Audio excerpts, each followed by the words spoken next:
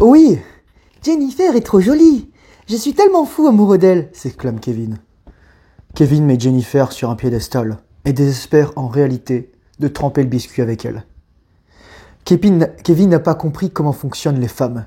Il les met sur un piédestal et les désexualise. Pauvre Kevin. Ce n'est pas aujourd'hui qu'il va perdre sa virginité. Adonis. Adonis est un fin observateur de la nature humaine. Et comme Lincoln, à qui on avait demandé ce qu'il ferait s'il avait 6 heures pour couper un arbre, celui-ci avait répondu qu'il affûterait sa hache pendant les 5 premières heures. Adonis a fait de même pour les femmes. Il a donc lu de nombreux livres sur le sujet. Il a regardé les avis contradictoires. Il s'est renseigné sur la psychologie, les différences culturelles et les racines biologiques de l'espèce humaine, ainsi que de la femme en particulier. Il a acheté des cours, il a investi dans lui-même, il s'est fait coacher, il a trouvé des mentors et des tuteurs. Il s'est impliqué dans des communautés d'hommes, a visionné d'innombrables vidéos et en extrait la subscientifique moelle. Adonis a compris que la femme, tout comme l'homme, a sa sexualité. Il s'approche de Kevin et lui dit « Les femmes, tout comme les hommes, ont des besoins sexuels. C'est un fait. » Pour ma part, pendant très longtemps, j'ai pas compris les femmes. Je comprenais pas en fait, et donc finalement, j'étais 3 choses. 1, j'étais désespéré. Donc je me baladais avec des capotes dans ma poche, au cas où si une femme se jetait sur moi, vous savez, c'est en cas d'urgence, briser la glace. Deuxième chose, c'est que j'étais en colère contre les femmes. C'est des phases parfois qui étaient concomitantes, séparées, séquentielles, qui revenaient. Et donc je me dis, j'en ai marre, les femmes, pourquoi elles sont comme ça? Je comprends pas, ça me fait chier en fait.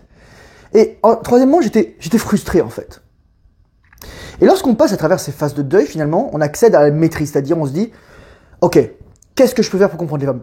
Il y a des gens qui arrivent à coucher avec des femmes, il y a des gens qui sont pas forcément beaux, pas forcément riches, pas forcément musclés, pas forcément le plus attirant, grand, petit, etc. On s'en fout. Mais ils ont tous quelque chose en commun, ces hommes qui arrivent à avoir de nombreuses femmes. Et je vais vous le dire tout de suite, je vais te le dire tout de suite, à toi qui regardes cette vidéo, parce que cette vidéo, crois-moi, elle a son paquet de choses. Donc regarde-la jusqu'au bout. Franchement, j'ai mis vraiment un très gros effort. Et si t'as rien appris, mets-moi un dislike, je m'en fous. Mais si je t'ai appris quelque chose, franchement, tu vas me remercier plus tard. Ce qu'ont en commun tous ces hommes, c'est la masculinité. Ils sont masculins. Et c'est quoi la masculinité? C'est le fait de ne pas changer son comportement lorsqu'on s'adresse à une femme et lorsqu'on s'adresse à un homme.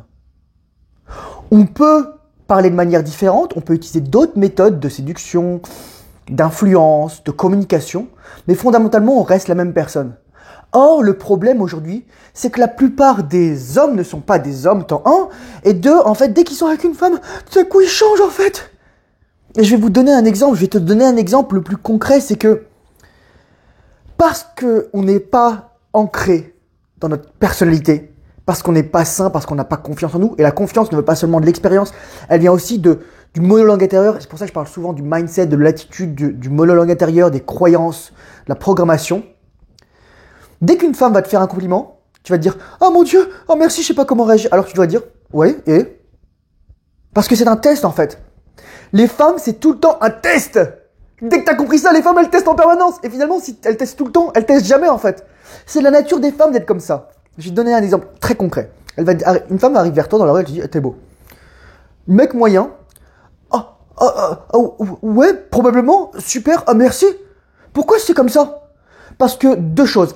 On lui a dit que sa validation dépend de l'opinion des femmes. Depuis qu'il est tout petit. Ok, et ça je vais l'expliquer plus tard.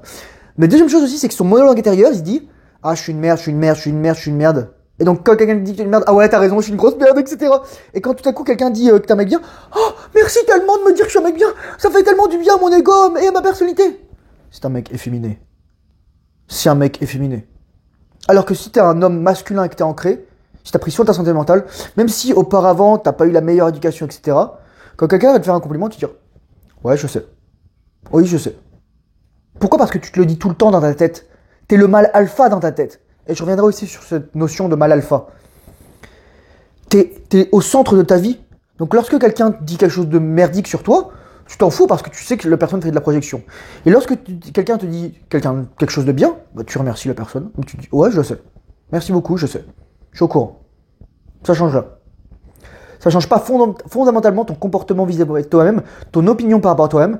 Et donc les femmes les hommes, mais surtout aussi les femmes n'ont aucune prise sur toi. A fortiori, les femmes toxiques, les femmes qui veulent te manipuler, ou les femmes qui veulent te séduire. Donc c'est pour ça en fait. C'est pour ça en fait que c'est important d'être masculin. Donc tu ne changes pas ton comportement. Et changer son comportement pour plaire à quelqu'un, ça s'appelle simp. Simp. Être sympathique, être un mec sympa. Le simp. T'as pas envie d'être ce mec. T'as envie d'être le mâle dominant. Et le mâle dominant avant tout, c'est le mâle qui domine sa propre vie, qui a le contrôle sur sa vie. Et c'est pour ça que je mets tellement une grosse emphase sur les habitudes, sur la pleine conscience, sur la discipline, sur changer de mindset, changer le self-talk, le monologue intérieur. Comment veux-tu être au centre de ta vie si tu te parles comme la dernière des merdes? La première chose à faire, c'est te dire « Je mérite d'exister, je suis content de moi, je suis fier de moi, je suis fort, je suis puissant, je suis au centre de ma vie. J'apprécie tout ce que je pense. Mes pensées sont magnifiques. Je ne pense de moi que du positif. »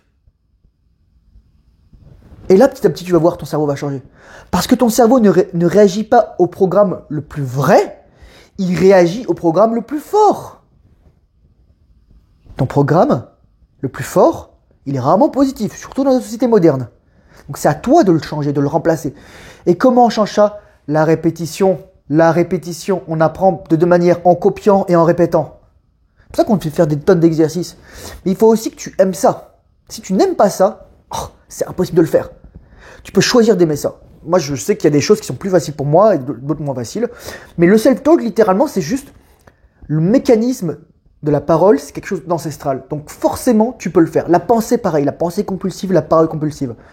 À toi de faire en sorte que ta parole compulsive, tes pensées compulsives soient tellement positives et bonnes que littéralement, tu as un sourire sur la gueule en permanence. Et je vais te dire une dernière chose, que je pense que je le répéterai aussi plus tard, c'est que le plus important, c'est pas forcément d'être un connard avec les femmes, d'être toxique, etc. C'est juste d'être soi, en fait, sans s'excuser d'être. Parce que les femmes, elles vont tout le temps tester ça. Et c'est de trouver l'équilibre, en fait, entre l'ombre et la lumière qui est en toi, entre le psychopathe, parce qu'on a des désirs profonds, on a envie de tuer des gens, on a envie de faire du mal, etc., d'intégrer ton ombre, et aussi d'intégrer la bienveillance. C'est pour ça que les femmes, en fait, elles vont finir avec des sociopathes, parce qu'elles cherchent ce côté protecteur négatif, dangereux, qui met des limites. Mais elles vont juste avoir ça, elles vont jamais avoir l'homme intégré, elles vont jamais avoir l'empereur romain Marc Aurèle, le philosophe et le guerrier. Parce qu'une femme, fondamentalement, et j'y reviendrai encore une fois là-dessus, elle ne sait pas ce qu'elle veut. Mais elle le sait en même temps. C'est tricky. Donc, le plus important, si tu dois retenir qu'une chose de cette vidéo, c'est être masculin. Être masculin, ça veut dire quoi? Ça veut dire ne pas changer ton état émotionnel pour plaire à une femme. En fait, t'adresser à un homme comme tu t'adresses à une femme. Littéralement. C'est la même personne qui doit faire ça.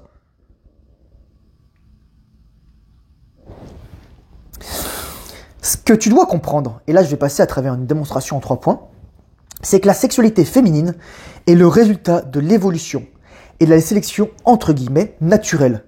C'est-à-dire des femmes qui ont survécu. Des femmes qui ont transmis leurs gènes. Car être une femme n'a pas été facile dans les temps anciens. Et même encore aujourd'hui, mais pour différentes raisons. La femme, physiquement, elle est plus faible que l'homme. Et donc elle a dû développer des choses différentes au cours de l'histoire. Mais surtout, avant qu'elle développe ça, elle était à sa merci. Et même s'il avait suffi de voir les singes les plus proches de nous, les chimpanzés et les bonobos, il y a toujours une hiérarchie de dominance, hiérarchie de compétences, hiérarchie de relations, des rapports de force, de pouvoir. C'est pas les hommes qui ont inventé la politique. La politique étant l'art de gouverner la cité et l'art de gérer les relations entre les citoyens et les membres de la société. Je dirais qu'il est possible de distinguer 3 grandes périodes de la sexualité féminine. Donc, les femmes et le sexe. 1. La loi du plus fort, la préhistoire. 2. La mise en place des institutions et du mariage, avec l'histoire. Donc, les périodes d'écriture, le développement de l'agriculture. Et 3. La pseudo-libération aujourd'hui. La première partie, c'est elle qui occupe le plus de temps parce que je voulais vraiment creuser sur les dimensions et apporter des exemples aussi. Archaïques, ataviques, ancestrales. Des traits qu'on a cru gommer, mais qui ressortent chez les femmes. Et si tu es une femme, tu vas être pas d'accord avec moi probablement, mais justement, le fait que je sois pas d'accord avec moi va me prouver que j'ai encore plus raison. C'est terrifiant, parce que c'est comme ça que fonctionne une femme. Lorsqu'elle n'est pas contente, elle va agresser personnellement la personne pour se protéger elle-même. Déjà, première chose. Elle va dire « Ah non, mais là, t'es misogyne. » Non, non, non, je suis pas misogyne. En fait, c'est toi que ça t'affecte. Tu sais que t'es comme ça, mais tu veux pas l'admettre. Tu n'as pas intégré ton ombre en tant que femme. Donc, pendant très longtemps, les femmes ont été les vecteurs de la reproduction de l'espèce. Et bien que la guerre de tous contre tous demeure une hypothèse philosophique, celle-ci était quand même disputée entre les mâles d'une même tribu, le groupe social le plus élémentaire de nos ancêtres humains, et même primates. Les femmes participaient certes à la société et avaient leurs tâches, mais elles faisaient aussi partie d'une hiérarchie. Beaucoup d'anthropologues s'inspirent d'ailleurs des primates pour imaginer comment s'organisaient les mâles et femelles. Il y a eu des mâles alpha, mais aussi des femelles alpha. Le mâle alpha, terme forgé et popularisé par Franz de Waal, primatologue, désigne en fait le mâle qui est responsable de la stabilité de la tribu, de la répartition des ressources, des tâches, mais aussi de la répartition des femelles chez de nombreux grands singes, notamment, comme je disais, les chimpanzés et les bonobos. Même si on connaît beaucoup plus les chimpanzés que les bonobos. Ce n'est pas forcément le plus fort physiquement, ce n'est pas forcément le plus brutal, ce n'est pas forcément le plus tyrannique, mais c'est celui qui assure la pérennité du groupe et surtout qui a accès à la possibilité de se reproduire. Néanmoins, il y a des rapports de force, des coalitions qu'on met en place. Et donc, il faut entretenir ces rapports de force. Il faut entretenir aussi ces relations. Donc, il y a une répartition très particulière de tout ça. Je mettrai dans la description la vidéo justement dans laquelle Franz de Waal parle de ça. L'activité reproductrice n'était jusqu'alors pas monogame, et des exemples plus récents nous montrent encore que ce n'est pas un acquis, mais une tendance innée profondément inscrite dans nos gènes, notre psyché, notre cerveau, comme ce fut le cas de Gengis Khan, qui avait 500 femmes et un nombre encore plus grand d'enfants. Les femmes et le statut, ainsi que le pouvoir, les ressources, la masculinité, sont intimement liés. Leur en vouloir pour cela, c'est se méprendre sur la nature féminine. Et souvent, il y a des gens qui vont dire « Ah, c'est une gold digger, etc. » Les femmes, elles ne sont pas attirées, en fait, par forcément l'argent en tant que tel, mais par les signes de l'argent. Ou surtout la confiance qui en émane, la connaissance de la capacité à générer de l'argent. C'est ça qui attire une femme, en fait. Et le but d'une femme, en fait, c'est d'assurer sa propre sécurité. Une femme est extrêmement vulnérable. Moi, je fais 1m66, je pèse environ 70 kg de muscles. Mais une femme qui fait ma taille, qui fait mon poids, elle fera pas, ça sera une petite boule. Ou une grosse boule, si vous voyez ce que je veux dire. Une femme est faible par rapport à l'homme. C'est pour ça qu'une femme a besoin de séduire. Une femme a besoin d'avoir des leviers psychologiques, des leviers d'action. Et son plus grand levier d'action d'une femme, c'est quoi? Ce qu'elle a entre les jambes. Les femmes et le sexe. Comme je le dis souvent par ailleurs, une femme qui n'a pas l'attention d'un homme est en danger de mort. C'est-à-dire que s'il lui arrive quelque chose, et qu'il n'y a personne qui fait attention à elle, elle va se faire violer, elle va se faire agresser, elle va se faire tuer, elle pourra pas le moyen de survivre. Si elle tombe enceinte, elle n'aura pas le moyen de se protéger, elle n'aura pas le moyen d'assurer sa subsistance, etc. À cette période de l'histoire, de la préhistoire, de l'évolution humaine, la femme est à la merci du bon vouloir d'un mâle. Et c'est un fait. Aujourd'hui, ça a changé, il y a des institutions, etc. Il y a la sécurité sociale, le bien-être social, etc. Mais même, encore. Sinon, les femmes compétitionneraient pas pour l'attention des hommes. Ainsi, c'est pour cela qu'une femme préfère rester avec un homme toxique, capable de la protéger d'autres hommes potentiellement toxiques, plutôt qu'un gentil garçon qui se fera écraser au premier conflit venu. Et c'est aussi pour cela que les femmes vont tester impitoyablement les hommes toute leur vie durant. Toute ta vie, tu seras testé, donc fais la paix avec ça, accepte-le, c'est un fait. Une femme qui ne te teste pas, c'est une femme qui n'est pas intéressée par toi. Ou alors, c'est une sainte. Et bon, t'as beaucoup plus de chances que ce soit une femme qui ne soit pas intéressée par toi qu'une sainte, statistiquement parlant. Conflit, engueulade, montagne russe émotionnelle, critique, mais aussi l'inverse. Compliment, cajolerie, flatterie. Pour voir si tu es à la merci de son opinion, de sa validation. Et la plupart du temps, les femmes vont le faire de manière inconsciente, et je reviendrai en fait sur les différents niveaux de conscience. Les armes des femmes sont innombrables, mais tandis que celles des hommes sont d'abord physiques, celles des femmes sont psychologiques. La première arme que la femme a développée dans cette période, qui grosso modo va de la mise en place des sociétés à celle de la monogamie du mariage, c'est la séduction. La séduction, c'est l'influence, c'est la vente aujourd'hui. C'est la capacité à faire quelque chose à quelqu'un sans lui dire. C'est la suggestion, c'est le jeu, le masque que nous portons tous. C'est pour ça que les femmes communiquent de manière indirecte. Elles veulent séduire. Mais bon, la plupart des femmes, elles ne savent pas séduire. Ou les hommes ne savent pas lire aussi, les signaux. Mais s'il y a un défaut de communication, c'est jamais de la faute du destinataire. C'est toujours la personne qui doit faire en sorte d'exprimer mieux ses demandes. Et il y a beaucoup de femmes qui en vont vouloir aux hommes de dire « Ah, mais t'as pas compris ce que je voulais ?» Je fais « Est-ce que tu as expliqué de manière claire ce que tu voulais ?» Sauf que la femme, elle est dans ce niveau primal, en fait, préhistorique de communication. Elle n'est pas dans le niveau de la société aujourd'hui. Et c'est ça le plus grand problème. C'est qu'on a des logiciels qui sont... C'est comme Windows 3.1, alors qu'on a des ordinateurs quantiques aujourd'hui. Bon, vous voyez, il y a un décalage, en fait. Notre cerveau est surpuissant, il est suréquipé, on peut apprendre des dizaines de langues, on peut calculer des équations à énième degré, faire des trucs pas possibles, lancer des gens dans l'espace, mais on est incapable de communiquer correctement. Parce qu'on prend pour acquis, en fait. Et ça, c'est de l'ego. De croire que les autres doivent nous comprendre. Et moi, je suis le premier fautif. Mais une femme, surtout, qui te reproche de ne pas la comprendre, alors qu'elle ne s'est pas exprimée clairement, c'est son problème. Et donc, potentiellement, elle n'est pas évoluée, elle est toxique. Tu peux faire un effort. Tu peux lui dire, bah écoute, je suis prêt à t'écouter, exprime clairement ce que tu veux. Et si elle refuse de le faire, c'est son problème. Et donc, ne t'y trompe pas, jeune padawan. Tout le monde essaye de séduire tout le monde. Rares sont les personnes manquant des codes. Cela dit, cela peut exister d'un point de vue neurodéveloppemental, moi le premier, pathologique, psychopathologie, ou simplement un choix de ne pas participer au jeu de dupes que nous faisons toutes et tous. Comme disait Shakespeare, il parlait du théâtre mundi, le théâtre du monde. Robert Greene parle que la séduction, le rapport entre les gens est toujours un jeu. Et même Diderot, dans... je crois que c'est... Comment ça s'appelle ? Le neveu de Rameau. Il faisait dire la grande pantomime. Tout le monde a sa Berthe et son je sais plus quoi. En gros, tout le monde a quelqu'un au-dessus de lui, en dessous de lui. Tout le monde a des gens à qui me plaire. On est tous comme ça. Donc c'est à nous d'être conscients. Et nous de choisir éventuellement de nous détacher. Nous de choisir des gens sains. Et à nous de nous améliorer, d'évoluer. De développer notre conscience, notre compréhension de ce monde. Et pour séduire, les femmes, elles ont développé des stratagèmes. Soit la présentation de leur corps, les postures, etc. Donc elles ont développé la séduction, avec les vêtements, je le disais. Mais aussi les mots, le maquillage, les mots doux, le regard, les tons de voix, les gestes, les caresses. La séduction, en fait, c'est parler de sexe sans parler de sexe.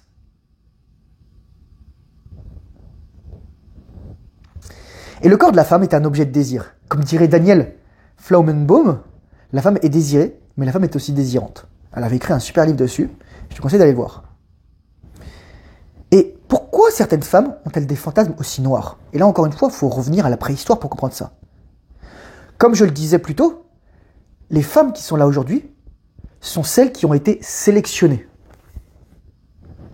Ou plutôt qui ont survécu parce qu'elles ont fait ce que les mâles ancestraux leur ont dit de faire, éventuellement après avoir massacré leur tribu. Tuer leurs propres enfants d'un autre homme de leur ancienne tribu. Accepter de se faire violer. Se faire prendre en tournante, ou ce qu'on appelle le gangbang aujourd'hui. Accepter de partager un homme avec une ou plusieurs autres femmes. Comprendre les jeux de pouvoir et de la séduction. Mettre en avant ses atouts corporels, hanches, seins, fesses, etc., yeux, bouche. Et comprendre la nature masculine.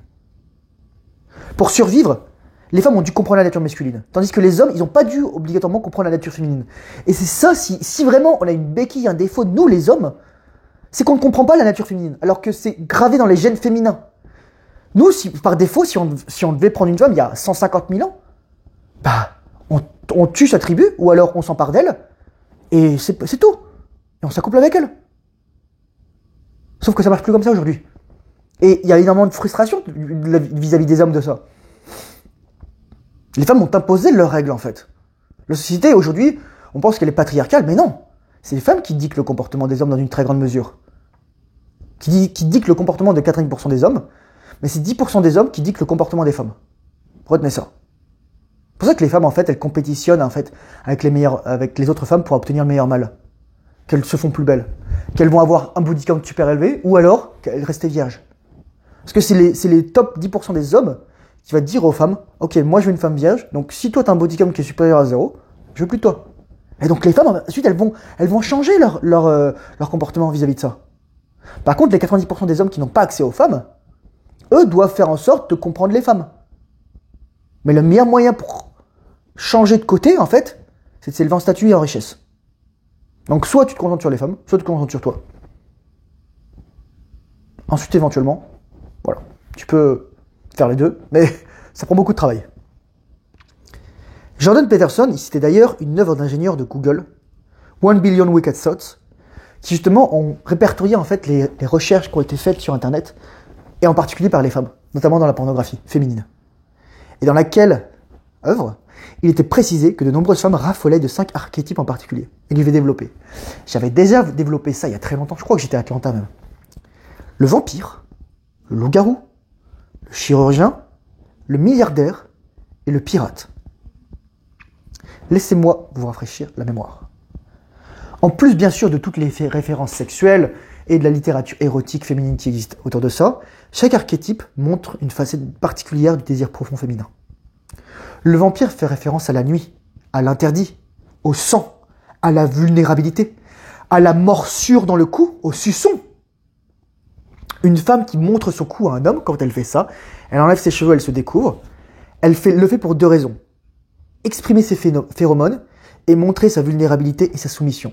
Les loups ont un comportement très similaire, c'est-à-dire qu'ils vont le mettre sur le dos, exposer leur cou pour éventuellement se faire mordre, pour montrer en fait la possibilité de se faire mordre par le mâle dominant.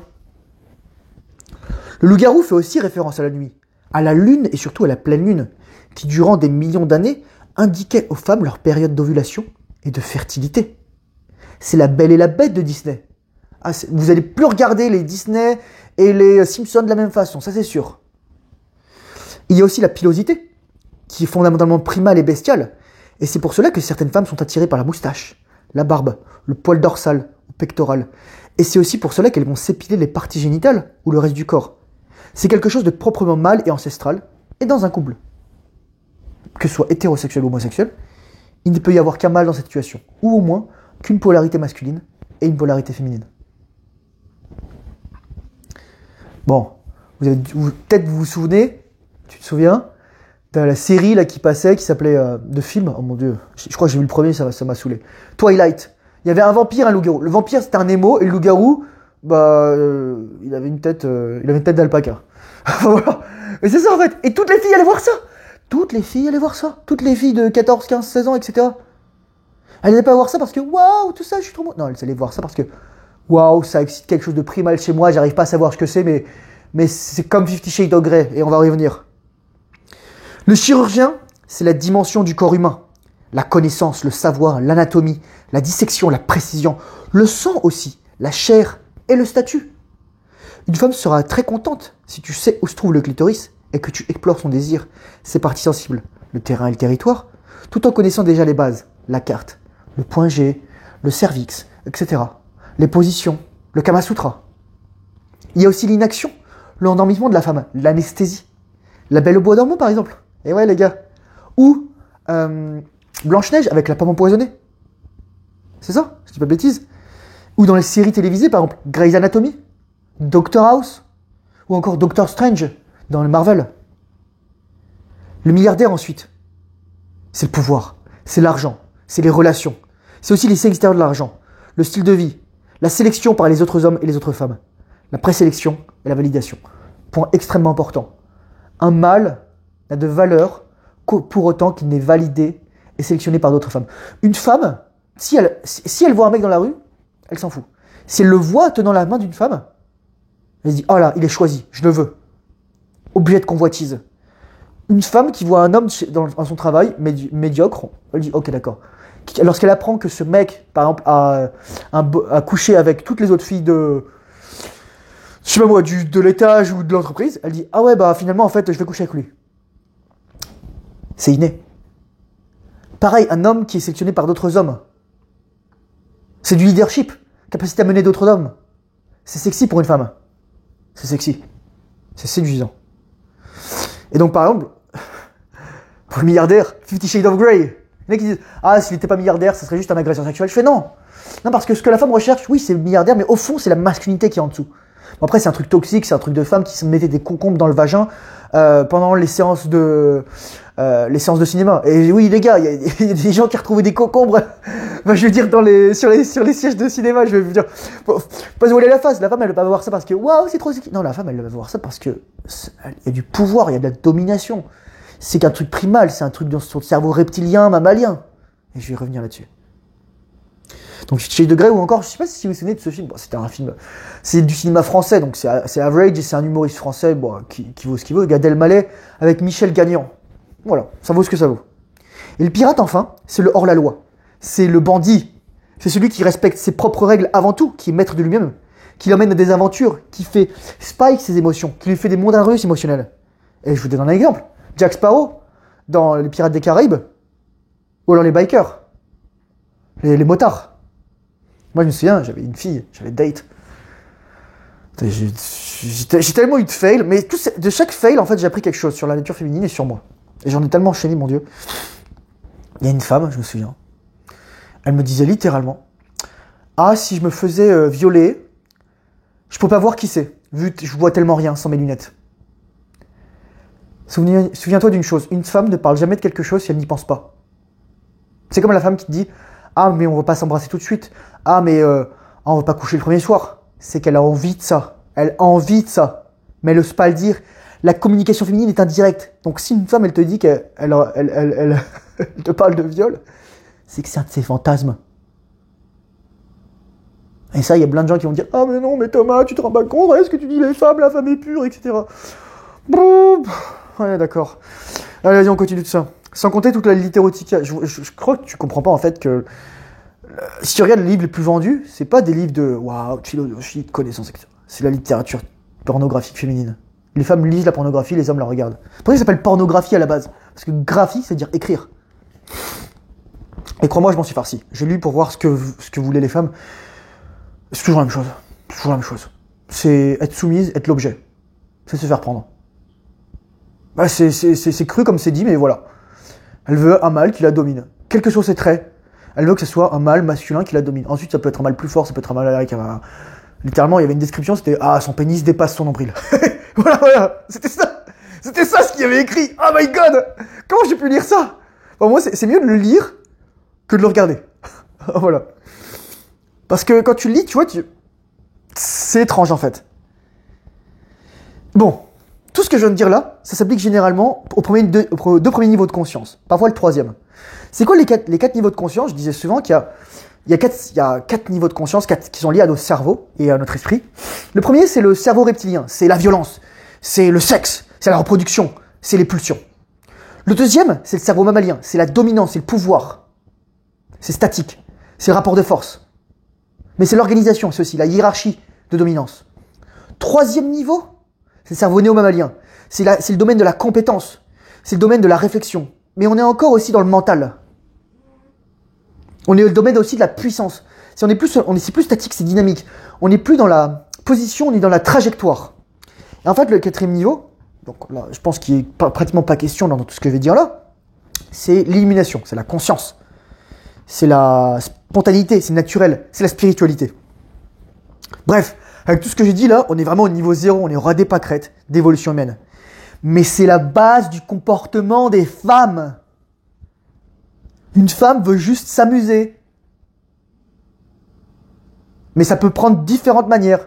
Ça peut prendre la violence, ça peut prendre du plaisir, ça peut prendre la douleur, ça peut prendre l'excitation, ça peut prendre la peur. Une femme a besoin d'avoir une vie émotionnelle riche. Et comment tu crées une vie émotionnelle riche, sans simple? C'est en étant concentré sur ta mission de vie, ton objectif en tant qu'homme. Parce que si tu es concentré sur ton objectif et ta mission de vie, bah, il y a des jours, t'es pas dispo. Et t'es pas dispo parce que tu veux ignorer la femme. T'es pas dispo parce que t'es concentré sur ton objectif, parce que ton téléphone est éteint, en mode avion rangé. Et la femme, elle va sentir, mon Dieu, il m'aime plus, etc. Ouais, peut-être. Mais en fait, non. T'es concentré sur toi. Tu es au centre de ta vie. Et c'est avec cela que les hommes ont tellement de mal. Parce qu'ils ont été élevés par des maîtresses. Ils ont été élevés par des femmes. Ils ont été élevés par des institutrices qui leur disent « Ah, si tu veux une bonne note, tiens-toi sage, sois gentil, dis bonjour à la dame, etc. » À 20 ans, t'es plus que la coquille de toi-même. T'es plus rien. Bon. Et si tu veux aller encore plus loin dans ce sujet, je te conseille les livres de David Buss, qui a fait un podcast notamment avec Jordan Peterson. Je le mettrai dans la description. Et dans ces livres, littéralement, qui c'est pourquoi les femmes ont-elles des rapports sexuels, pourquoi l'explication le jeu de l'accouplement, the mating game, ou encore psychologie évolutionnaire. Donc la raison principale pour laquelle les femmes ont des relations sexuelles sont innombrables. Mais principalement, ce sont pour des raisons de transmission génétique, choix des gènes, d'où l'importance. Aussi immunitaire, une femme va sentir en fait le système immunitaire d'un homme. Elle peut le sentir, elle peut sentir la compatibilité ou la complémentarité. Et les ressources, s'assurer des ressources, de la sécurité. Mais aussi l'exploration, la volonté de rechercher l'inconnu, savoir ce que ça fait. C'est pas avec les émotions, être rempli. Et une chose qui est fondamentale à ne pas oublier avec les femmes, c'est que lorsqu'une femme a un rapport sexuel avec des hommes, lorsqu'elle embrasse un autre homme, lorsqu'on embrasse quelqu'un, on envoie de l'information. Ça s'appelle l'exocytose. Dans la salive, il y a de l'ARN, il y a de l'ADN qui est transmis. Il y a de l'information. Et encore plus lorsque une femme se fait éjaculer dedans. Les microchimères, littéralement, c'est des cellules d'autres organismes dans un organisme. Par exemple, les femmes, en fait, elles vont avoir des cellules d'autres hommes, éventuellement de leurs enfants d'abord, mais éventuellement d'autres hommes, à travers soit l'accouchement, la reproduction, mais aussi le sexe, tout simplement. À travers aussi la phagocytose, la macrophagie, les cellules immunitaires qui vont manger ça.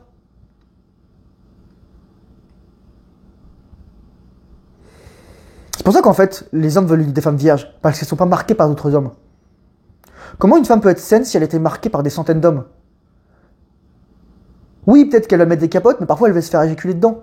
C'est pour ça qu'en fait, c'est triste à dire, mais en fait, dans 99% des cas, avec quelques exceptions près, une mère célibataire, elle est obsolète. C'est juste un fantasme. On a envie de coucher avec sa mère. C'est un complexe d'Oedipe non résolu. Et c'est pour ça que même une femme qui a pas d'enfant, si elle a 30 ans et qu'elle s'est fait foutre dedans, littéralement, elle est obsolète, elle est marquée à vie. Je fais souvent la comparaison avec les glaces. Si tu connais qu'un parfum de glace, tu dis c'est le meilleur parfum. Mais si tu en connais 200, bah le parfum que tu as eu au premier, bah tu sais plus, en plus tu ne te plais pas, etc. C'est la même chose avec les femmes et les hommes. C'est lorsqu'une femme a été marquée par des centaines d'hommes, qu'elle sait en fait le meilleur homme qu'elle a pu avoir était dans le passé, elle va repenser tout le temps à lui. Tandis qu'un homme, en fait, comme il évolue en valeur, la meilleure femme qu'il va avoir, elle est dans le futur. Donc il s'en fiche en fait de ses partenaires passés. Et c'est pour ça qu'un homme, en fait, qui pense à sa partenaire passée, aux femmes, c'est un homme efféminé. C'est pas un homme. C'est un simp. Un homme, il pense aux femmes à trois occasions. Lorsqu'une femme lui a dit de faire quelque chose, sort les poubelles, fait la vaisselle, etc. Normal, ça, on collabore. Lorsqu'il est avec la femme, il est totalement présent, lorsqu'il a l'amour avec elle, lorsqu'il passe du temps avec elle, lorsqu'il est avec ses enfants, etc. Et lorsqu'il doit planifier quelque chose. Si c'est pas une des trois occurrences et qu'il pense à la femme, oh elle est tellement belle, oh mon Dieu, oh ma belle Juliette. Non, et je vous rappelle que Roméo et Juliette a été écrit par Shakespeare et que Shakespeare était homosexuel. Et c'est pas pour dire, oh mon Dieu, homosexualité, etc., homophobie. Non, c'est pour dire que Shakespeare avait une vision très particulière des rapports hétérosexuels. Un rapport pur. Oh mon Dieu, en plus ils ont 13 ans. Je veux dire, à 13 ans, t'es immature. Écoute cette vidéo jusqu'au bout. Et ensuite, lis les livres qui sont dans la description, mais aussi dans le drive. Franchement, tu vas sauver 50 années de ta vie. Deuxième partie. Là, on a parlé de la préhistoire, on parlait maintenant de l'histoire. L'histoire, c'est lorsqu'on a commencé à écrire, tout simplement. C'est apparu avec l'agriculture, principalement. C'est apparu aussi avec le mariage comme institution ou la mise en place de la monogamie. Le but de la monogamie et du mariage, c'était de protéger la femme des autres hommes, mais aussi d'elle-même et de son hypergamie. Et le problème, c'est que c'était très arbitraire parce qu'on n'avait pas non plus. Faut pas croire que le progrès c'est un truc où c'est linéaire, c'est-à-dire qu'on avance et tout à coup on est plus avancé aujourd'hui qu'hier. Non, il y avait des hommes bien, il y avait des hommes moins bien. Aujourd'hui, il y a des hommes bien et des hommes moins bien aussi. Des hommes qui battent leurs femmes, des femmes qui battent leurs hommes, des parents qui battent leurs enfants. On n'est pas meilleur. On a juste plus d'outils pour comprendre ça. Et éventuellement plus de richesse, plus de stabilité de vie. C'est la société, mais aussi les femmes entre elles qui se tirent dans les pattes. Il s'agit de garder des standards hauts, et c'est pour ça qu'il y a le slut shaming, pour éviter de dévaluer la monnaie femme. En effet, si tu commences une relation, ou si tu rencontres une personne, la première chose que tu fais, c'est que tu lui tailles une pipe, ou que tu as du sexe avec celle-là, bah en fait, les autres femmes, elles vont être obligées de suivre pour avoir continué d'avoir accès aux hommes. Parce que les hommes, ils vont te dire, ah mais moi, non, je vais pas me mettre avec toi, l'autre, elle m'a donné, elle a baissé son froc direct. Pourquoi je te payerais un resto? Pourquoi je ferais ci ou ça pour toi? Voilà, c'est la première chose. Bien sûr, il y a des variations entre les sociétés et les traditions religieuses. Il y en a qui sont polygames, mais polygames d'une certaine façon particulière. Il y a des règles aussi. Il y a la polyandrie est très rare. C'est-à-dire une femme qui a plusieurs hommes. Souvent, en fait, c'est parce que les hommes n'ont pas assez de ressources dans la société. Mais la polygynie est le plus fréquent, c'est-à-dire un homme qui a plusieurs femmes. En fait, la polyandrie, littéralement, c'est un cuck. Voilà. Je suis désolé, j'avais vu une vidéo, une femme hideuse, elle était avec 4 hommes. C'était même pas 4 hommes, c'était 4 mecs. Et ces 4 mecs n'avaient pas autant de testostérone que moi, et surtout pas autant de QI que moi. Et je suis très gentil en disant ça. Ils avaient probablement pas 100 points de QI à eux 4. Il suffisait de voir leur tête. Bien sûr, ça avait son lot d'inconvénients, les mariages forcés, la polygamie, les intérêts, la dot, le jeu de pouvoir entre les familles, les relations. C'est apparu notamment en Occident avec le monde gréco-romain, puis le judéo-christianisme. On a mis en place des tabous. C'est pour ça que la monogamie était l'enjeu. Il n'y avait pas d'inceste, il n'y avait pas, etc. Des choses. On se marie plus avec les enfants non plus. Même si c'était tendu jusqu'au Moyen-Âge, à la Renaissance, avec les familles royales, etc. Il y avait une soumission de la femme à l'homme. Le sort de la femme dépendait du sort de l'homme. Les mariages pouvaient être heureux ou malheureux. Tout dépendait en fait de la qualité de l'homme. Bien sûr, il y avait aussi les violences conjugales. Et donc le sexe est apparu à ce moment-là comme arme de négociation. D'abord le sexe comme séduction, ensuite le sexe comme arme de négociation. Et moi je dis souvent en fait, comment peux-tu être un homme si tu bats ta femme et tes enfants? Comment peux-tu être une femme si tu bats ton homme? Enfin si tu bats ton homme, je sais pas quel type d'homme c'est, ou tes enfants. Voilà, pose-toi les bonnes questions. Dis-toi qu'il y a quelque chose qui cloche là. Surtout si tu as vécu ça dans ton enfance. Le problème à l'époque, c'était quoi? La toute-puissance de l'Église, l'arbitraire. C'était encore le cas récemment, notamment au Québec, jusque dans les années 60, on va dire, 50-60. D'où la Révolution tranquille. Mais lorsqu'on abat une société ou une institution et qu'on laisse du vide, comme disait Aristote, la nature horreur du vide, il y a des choses pas forcément bien qui vont se mettre en place. Il suffit de voir aujourd'hui les femmes qui ont les cheveux de toutes les couleurs et plein de piercings et plein de tatouages. La monogamie permettait aux femmes de s'attacher et de ne pas subir leur instinct hypergame. Et malheureusement, cette monogamie est aujourd'hui en voie de destruction. Il suffit de voir, moi ça me fait trop rire. On dit souvent ethical non-monogamie, ENM. La non-monogamie éthique. J'ai jamais vu une novlangue aussi horrible. Non-monogamie, c'est un mot, ça s'appelle polygamie. Et éthique, comment tu peux tromper de manière éthique quelqu'un en fait? C'est comme si on disait, ah je te trompe mais tu le sais. Donc je te trompe pas vraiment en fait. C'est quoi ces blaireaux? Oh! Finalement, les femmes, elles ne savent pas ce qu'elles veulent ou ce dont elles ont besoin. Pourquoi les femmes, elles ne savent pas où elles veulent manger? Pourquoi les femmes, elles ne savent pas qui elles veulent être? Pourquoi les femmes ne savent pas tout ça? Parce qu'elles ont besoin d'un homme pour décider pour elles. La capacité décisionnelle et leadership est fondamentalement masculine. Ou du moins, les femmes ne semblent pas le savoir. Ne suis pas les paroles d'une femme. Regarde ses actes. Pose-toi la question. Demande-lui, c'est qui tes ex? Ou alors, qu'est-ce que tu veux? Il va y avoir une description opposée entre qui était son ex et quel type d'homme elle veut. Mais pourquoi? Parce qu'en fait, elle est incapable de mettre le grappin sur un homme qui a les deux, en fait. Qui a à la fois l'ombre et la lumière. Qui a à la fois la dimension noire et la dimension blanche. Elles veulent des mecs gentils, attentionnés, mais elles finissent avec des sociopathes. Pour cela, en fait, le but d'un homme, pour satisfaire pleinement une femme et sa sexualité, il doit intégrer son ombre avec sa bienveillance, sa colère, pour être sain et complet. Robert Bly, dans Iron John, en fait, il parle des 3 étapes de l'homme. Première étape, c'est l'étape rouge, c'est l'étape de la colère. C'est l'étape de l'enfant qui dit non, c'est le rebelle. Deuxième étape, c'est le blanc, c'est l'enfant qui intègre sa colère. Et troisième étape, c'est le noir, c'est l'adulte qui intègre son ombre. Et surtout, le plus grand trait d'intégration de l'ombre, c'est l'humour. C'est l'humour. Sauf qu'aujourd'hui, qu'est-ce qui se passe? Les enfants, on éteint leur agressivité. En leur disant un TDAH, etc. Les garçons. On les fait s'asseoir. On les fait se faire élever par des femmes. Donc il n'y a plus de rouge, c'est tout de suite des blancs. Et donc si j'étais juste du blanc, tu peux pas devenir noir en fait. Donc il faut qu'il y ait une régression quasiment freudienne, psychologique, pour retrouver leur agressivité. Pourquoi moi je fais du tir à l'arme à feu? Pourquoi je me bats? Pourquoi je connais la science des armes? Pourquoi j'ai de l'agressivité? Parce que j'avais besoin de me relier en fait avec ça. Pourquoi j'aime me prendre des coups là? Quand je vais sparer, que je me prends des grosses patates dans le plexus, etc. Parce que je sais que ça fait ce que ça fait d'avoir du sang dans ta bouche, le sien. Et c'est ça le rouge en fait. C'est goûter son propre sang.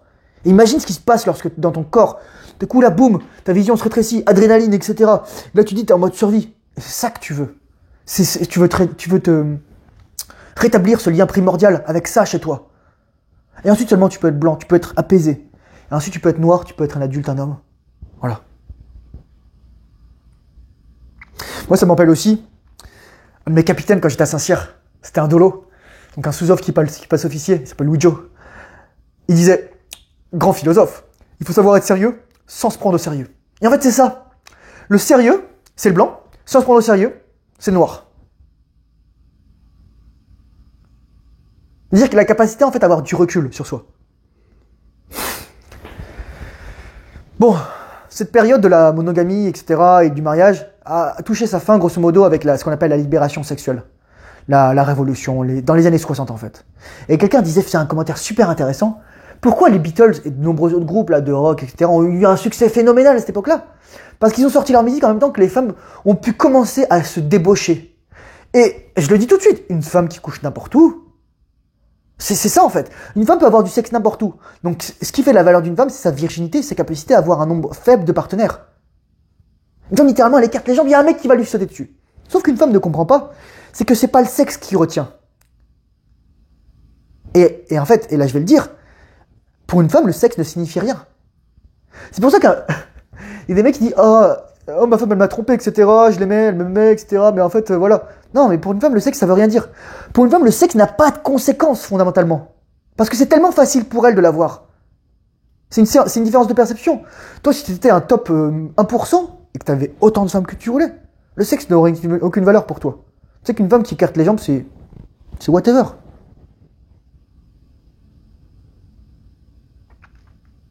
Donc avec cette débauche sexuelle, je dis pas que c'est mauvais en tant que tel, mais je dis est-ce que c'est conscient? Est-ce que c'est bon pour une femme, pour son équilibre, d'avoir un body count super élevé?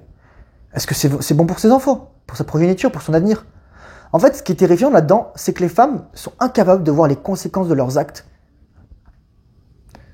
Et c'est pour ça qu'en fait, nous en tant qu'hommes, on met en place le développement personnel parce qu'on travaille pour notre futur nous. Et on est capable de mettre en place cette vision du futur. Et c'est très drôle parce qu'en fait, j'avais cette discussion avec mon acupunctrice et elle me disait, c'est vrai, une femme en fait ses ovules elle les a dans le ventre de sa mère. Donc littéralement ça veut dire qu'en fait une personne en fait est née littéralement, l'ovule, lorsque sa mère était dans le ventre de sa grand-mère. Il y a 3 générations, alors qu'un homme en fait il produit des spermatozoïdes tout le temps. Les hommes, la temporalité masculine est très différente et pourtant ce sont les hommes qui vont mettre à jour principalement aussi l'espèce humaine. Parce que les spermatozoïdes vont avoir l'épigénétique, ils vont être formés différemment, ils vont être de meilleure qualité, etc. A fortiori si on pratique la rétention séminale, ok? Si on fait les bonnes habitudes, si on fait du sport, les spermatozoïdes sont meilleurs, de plus en plus bonne qualité. Même si on dit, ah oui, les spermatozoïdes perdent en qualité avec l'âge, c'est vrai, si tu passes ton temps à éjaculer. Mais si t'es en rétention, ton corps il se dit, ok là, j'ai pas de relation sexuelle, il faut que j'améliore la qualité des spermatozoïdes. Peut-être qu'enfin, je vais pouvoir les relâcher.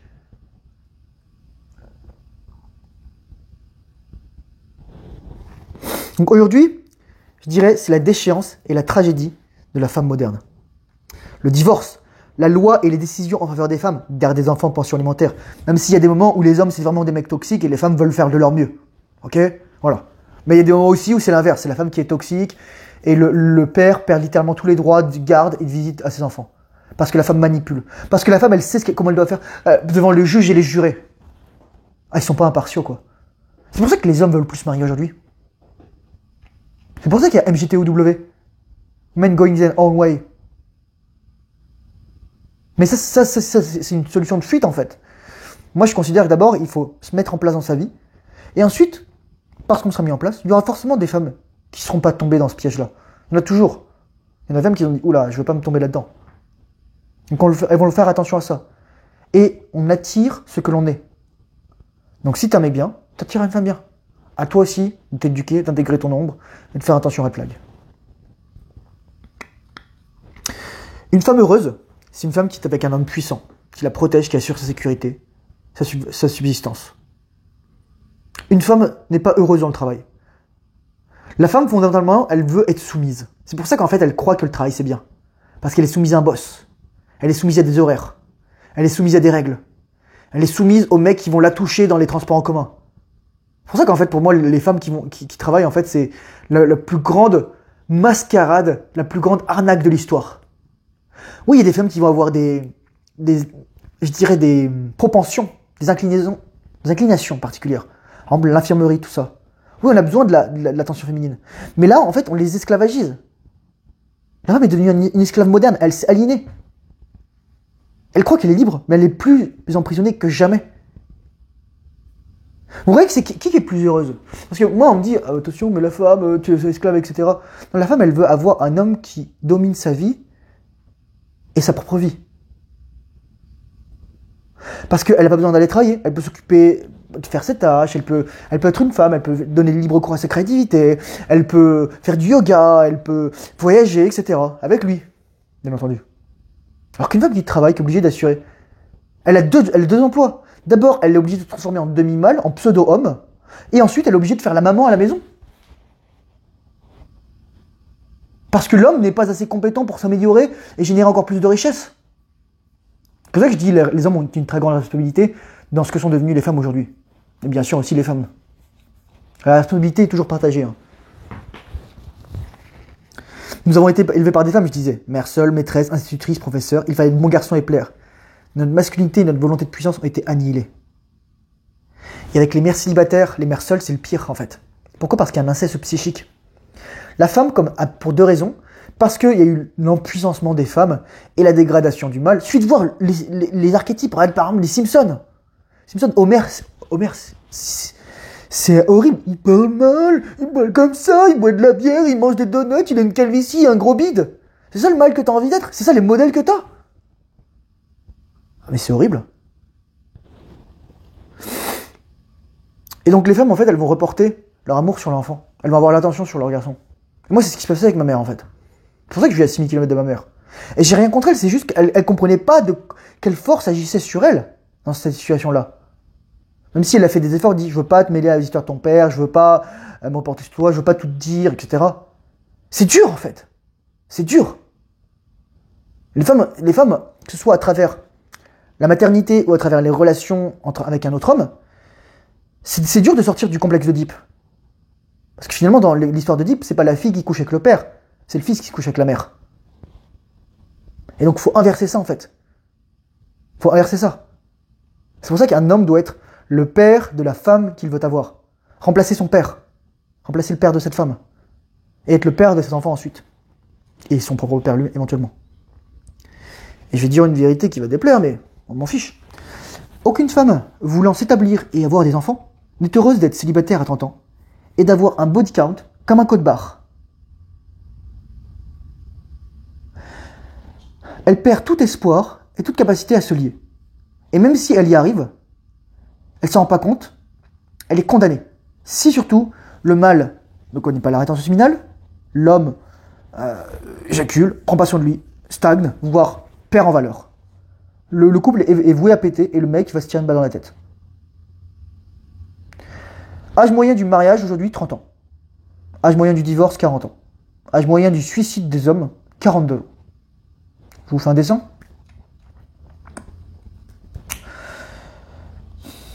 Les femmes peuvent s'établir plus tôt cependant et ne doivent pas étudier ou faire la fête. Devenir des filles de joie, des hommes ou même des dégénérés. Mais la société leur dit tout le contraire. Regardez les campus, qui sont littéralement les collèges, les universités. Où les filles, littéralement, ils ont des tableaux dans lesquels elles montrent c'est qui aura le plus gros body count à la fin de l'année. Il y a... une femme une femme, c'est pas un homme. Elle gagne pas de la valeur parce qu'elle a la possibilité ou parce qu'elle l'a fait, parce qu'elle a couché avec plein d'hommes. En fait, une femme, littéralement, sa valeur maximale, c'est sa virginité, c'est entre 18 et 25 ans. Et ensuite, c'est comme une voiture d'occasion. C'est comme une voiture d'occasion. Et c'est triste d'objectifier la femme. Mais c'est la meilleure comparaison que puisse faire. Oui, comparaison, déparaison, patati patata, je m'en fiche. Et la femme qui travaille se masculinise, point. Les femmes, non plus, elles ne travaillent pas ensemble. Elles ne sont pas faites pour collaborer ensemble dans le milieu du travail et surtout dans le milieu de la compétition de sélection des mâles. Les femmes vont seulement collaborer lorsqu'elles ont déjà des mâles. En effet, si les femmes collaboraient vraiment pour assurer leur subsistance, etc., et leur union face aux mâles, face aux hommes, les femmes plus âgées préviendraient les femmes plus jeunes de leurs erreurs. Non, il y a un tribalisme, comme certains hommes malheureusement. Rares sont les femmes qui vont parler à haute voix. Cela voudrait dire admettre leurs erreurs, et c'est un coup sévère à leur ego. Il vaut mieux se taire. La capacité d'une femme à rendre des comptes nécessite d'être conscient de ses limitations et de soi. Donc un haut niveau de présence et de conscience, mais aussi d'humilité. Et enfin, comme je le disais, il n'y a pas eu de libération sexuelle. Les femmes sont plus que jamais isolées et recherchent désespérément dans la spiritualité un remède à leurs maux qui sont dans la matière. Il suffit de voir les New Age, etc. Non, une femme, ça veut dire admettre qu'elle a eu tort. Et ça, c'est un coup. C'est comme la capacité à rendre de compte et la capacité à assumer le rejet, c'est quelque chose de super dur pour une femme. La femme échange donc du sexe contre l'attention. Elle se fout des antidépresseurs dans la gueule, des somnifères. La femme veut être remplie d'affection. À défaut, elle va manger des glaces, binge eating, sexe sans lendemain, se faire éjaculer dedans, bouffer du chocolat, qui est en fait du sucre, avoir des troubles de comportement alimentaire, boire de l'alcool, regarder des séries télévisées, faire la fête, voyager, chercher à tout prix de l'affection en fait. Et les réseaux sociaux sont aux femmes ce que la pornographie est aux hommes. Il n'y a jamais une femme qui s'est dit « Oh, je suis trop contente d'avoir 1 million de followers parce que j'ai des gros seins sur Instagram ». N'oublie jamais que les femmes sont polies. Une femme n'aime pas un homme comme un homme n'aime une femme. En français, on fait la distinction entre like and love. Une femme t'apprécie, ton prix, ta valeur, ton statut. Un homme aime sexe, beauté chez la femme. C'est un bas niveau de conscience, bien entendu. Mais bon, c'est la norme, en quelque sorte. Et moi, je vais te dire, comment savoir si une femme t'aime? C'est très simple. Elle te donne du sexe. Si une femme ne couche pas avec toi, mais qu'elle dit qu'elle t'aime, c'est qu'elle te ment. Toute autre chose, c'est juste pour te garder en orbite, te garder sous le coude. Pour une femme, le sexe signifie rien, pas d'engagement. Telle est la nature des femmes. L'objectif aujourd'hui, c'est de sortir de ce cercle vicieux. C'est de se reconnecter, pour les femmes, avec leur nature divine féminine. Pour retrouver le masculin sacré aussi, pour les hommes. Avoir des hommes forts, pour avoir des pères forts, et des fils et des filles qui seront éduqués et heureux. Je dis pas qu'il faut les menotter, non, il faut les élever en conscience, faut leur faire comprendre c'est quoi le plus important chez eux. Mais c'est à toi de choisir ce que tu veux aussi. C'est former des couples et des communautés tissées, ne pas écouter les discours dégénérés. Lire par exemple The Way of the Superior Man, la voix de l'homme révélé de David Deida, dont je déteste le titre en français, et se reconnecter à sa masculinité, comprendre la nature profonde des femmes. Comprendre que le pouvoir, c'est une responsabilité, c'est quelque chose d'important pour les hommes. Qu'il y a un partage des responsabilités. Qu'il faut changer ton mindset, ton attitude, tes croyances, ce que tu te dis. Et lorsque tu es là, franchement, déjà, tu pratiques la rétention minimale, tu fais les exercices, musculation, conscience, respiration, pratique, transmutation des désirs sexuels. Tu peux avoir déjà toutes les femmes que tu veux et du sexe pendant des heures. T'éjacules plus. Et t'as des orgasmes à répétition. T'es un surhomme. En résumé, comment fonctionne une femme? Je vais te le faire simple. 1. Séduction. La communication est indirecte. 2. Catfishing. Elle va toujours prendre des angles avantageux, du maquillage, de l'éclairage, des photos qui sont pas à jour. Ça va être toujours très spécifique. 3. Elle a une vie émotionnelle fluctuante. Elle a besoin d'avoir ça en fait. C'est à travers ses menstruations, ses hormones. 4. Elle veut du pouvoir. Elle veut un homme qui domine sa propre vie, voire celle des autres. Elle veut aussi de la puissance, la trajectoire ascendante, l'ambition. Elle veut de la masculinité, la stabilité émotionnelle, pas de simping. Elle veut aussi des ressources, l'argent et du temps, c'est un homme. Elle veut un physique, un beau physique qui dit force, discipline, etc. Elle veut un homme éduqué. Finalement, ça vient en dernier, je le dis en dernier, parce que les Black Pill vont me dire « Oh, regarde, tu peux avoir ce que tu dois. Si tu veux pas 1m99 et que tu as un pénis de 50 cm, tu peux avoir aucune femme. » Shut up. La taille. Oui, c'est important d'avoir un grand corps, parce que c'est un signal basique de gène, c'est au niveau 0, là c'est au niveau reptilien. Mais si t'as un super QI et que tu gagnes 150 milliards, tu peux avoir toutes les mêmes que tu veux, tu t'en fous ensuite. Même si tu fais pas 1m99. Ou même la taille des parties génitales, parce que la femme veut être remplie. Allez, oui, oui. Les size queens, c'est pas que, que dans les reines de la taille. Elles veulent se faire remplir. Qu'est-ce qui remplit le plus? Elles veulent se faire empaler. Il y a quelque chose de violent, de bestial, de sanguin là-dedans. C'est une arme en fait.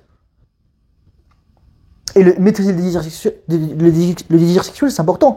C'est pour ça qu'en fait, dans la Grèce antique, les statues grecques, elles avaient des tout petits pénis. Non pas parce que ça fait forcément des petits i, les mecs, mais surtout parce qu'en fait, ça montrait, c'était une symbolique de la capacité à maîtriser le désir sexuel.